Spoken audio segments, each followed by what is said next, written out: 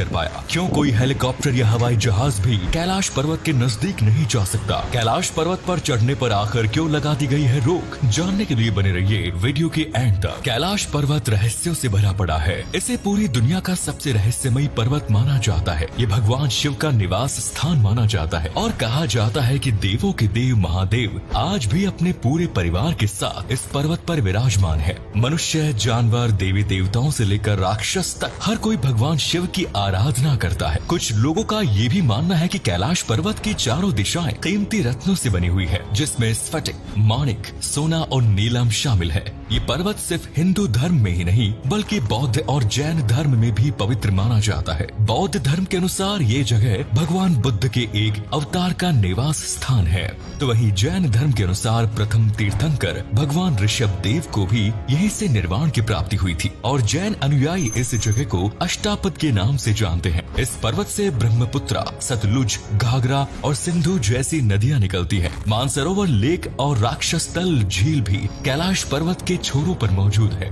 आज तक ना जाने कितने लोगों ने कैलाश पर्वत पर चढ़ाई करने की कोशिश की है, लेकिन एक भी पर्वतारोही इसमें सफल नहीं हो पाया है। कैलाश पर्वत की ऊंचाई माउंट एवरेस्ट से 2200 मीटर कम है, लेकिन इसके बावजूद माउंट एवरेस्ट की चोटी पर आज तक 6000 से अधिक लोग चढ़ाई कर चुके हैं। लेकिन कैलाश पर्वत की चोटी अभी तक इंसानों से अछूती है। माना जाता है कि कैलाश पर्वत पर चढ़ाई करना पूरी तरह से असंभव है और कुछ दिव्य अलौकिक शक्तियां इस पर्वत को संरक्षित करती है। कुछ लोगों का ये भी मानना है कि कलयुग के मनुष्यों में इतना सामर्थ्य नहीं है कि वे इस पर्वत की चढ़ाई कर सके, जो शारीरिक, मानसिक एवं आत्मिक रूप से पूरी तरह पवित्र है। जिसका मन शुद्ध है, केवल वही व्यक्ति इस पर्वत की चढ़ाई कर सकता है और आज के समय में ऐसे आध्यात्मिक लोग मौजूद नहीं है।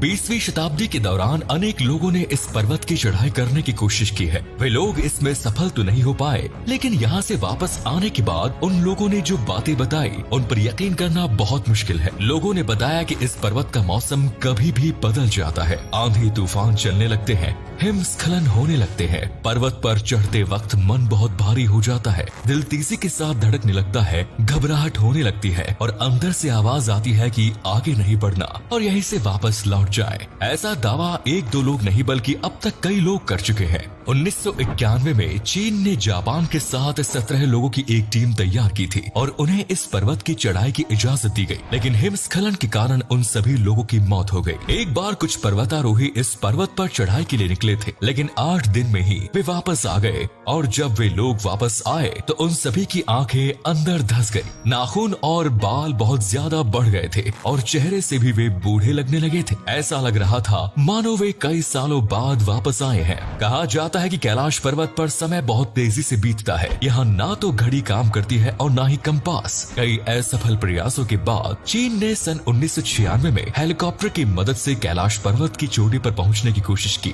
हेलीकॉप्टर में सवार लोगों ने बताया कि कैलाश पर्वत पर बहुत ज्यादा एवलांसेस हो रहे थे, भयंकर तूफान आया हुआ था। अचानक तेज बर्फबारी शुरू हो गई। वे दिशा भटकने लगे, उनके हेलीकॉप्टर के इंजन में खराबी आने लगी, रडार और नेविगेशन ने भी काम करना बंद कर दिया और यहाँ तक कि फ्यूल मीटर भी ठप पड़ गया। इसीलिए हेलीकॉप्टर वहाँ से वापस लौट गया। साल 2001 में चीन ने अंतिम बार स्पेन और रूस के रिसर्चर्स और पर्वतारोहियों के साथ कैलाश पर्वत पर चढ़ने की कोशिश की थी। उन्होंने ऊपर तक पहुँचने का सीधा रास्ता खोज लिया था, लेकिन बीच रास्ते में मौसम ने अचानक करवट ले ली और उन सभी लोगों को वापस लौटना पड़ गया। सभी ने बताया कि ऊपर चढ़ते चढ़ते उनका हृदय परिवर्तन हो गया और अंदर से आवाज आने लगी कि उन्हें आगे नहीं जाना चाहिए। साल 2001 के बाद चीन ने इस पर्वत की चढ़ाई पर रोक लगा दी, लेकिन साल 2004 में रूस के एक व्यक्ति अपने बेटे के साथ पर्वत पर चढ़ने के लिए अवैध तरीके से पहुंचे। उन्होंने पर्वत की पास ही के नीचे एक कैंप लगाया। इस दौरान उन बाप बेटे ने देखा कि अचानक आसमान से कुछ लाइट के गोले गिर रहे। वे काफी चमकदार थे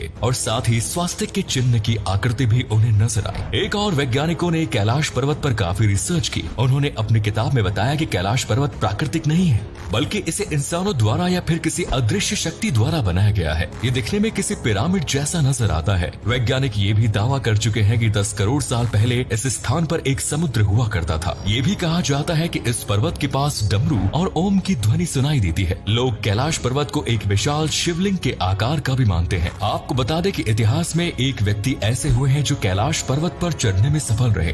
बौद्ध भिक्षु मिलारेपा ने 11वीं शताब्दी के अंतिम दशक में कैलाश पर्वत की चढ़ाई की। उसके बाद से लेकर आज तक कोई भी कैलाश पर्वत को फतह नहीं कर पाया। साल 2015 में नासा ने सैटेलाइट और गूगल अर्थ की मदद से कैलाश पर्वत को देखने की कोशिश की। इस दौरान उन्होंने कुछ ऐसा देखा जिसे देखकर हर कोई हैरान हो गया। नासा ने देखा कि कैलाश पर्वत पर भगवान शिव स्वयं साक्षात रूप से विराजमान है और इसकी सैटेलाइट तस्वीरें भी नासा ने जारी की थी। कैलाश पर्वत की इन तस्वीरों में भगवान शिव की आकृति साफ साफ नजर आ रही है। भगवान शिव ध्यान मुद्रा में बैठे हुए हैं। ये सभी तस्वीरें आप खुद भी देख सकते हैं। गूगल अर्थ पर कैलाश पर्वत वाली जगह पर यदि आप जूम करेंगे तो इस जगह की आकृति ही नजर आएंगी। इन सभी बातों से स्पष्ट है कि कैलाश पर्वत कोई साधारण पर्वत नहीं है। यहाँ पर अलौकिक शक्तियाँ मौजूद है। इसी प्रकार कैलाश पर्वत पर और भी कई रहस्य छिपे हुए हैं जिनके बारे में इंसानों को जानकारी नहीं है। कैलाश पर्वत से 7 प्रकार की रोशनी निकलती है। इस पर्वत का आकार और रंग भी बदलता रहता है। ऐसी ही कई बातें हैं जो इसे और भी ज्यादा रहस्यमयी बनाती है। उम्मीद करते हैं कि आपको आज का ये वीडियो पसंद आया होगा। कैलाश पर्वत को लेकर आपकी क्या राय है और क्या इंसान भविष्य में कभी इस पर्वत पर चढ़ पाएगा? इस बारे में अपने विचार कमेंट्स में जरूर बताएं। साथ ही वीडियो को अधिक से अधिक लाइक और शेयर करना ना भूलें। धन्यवाद।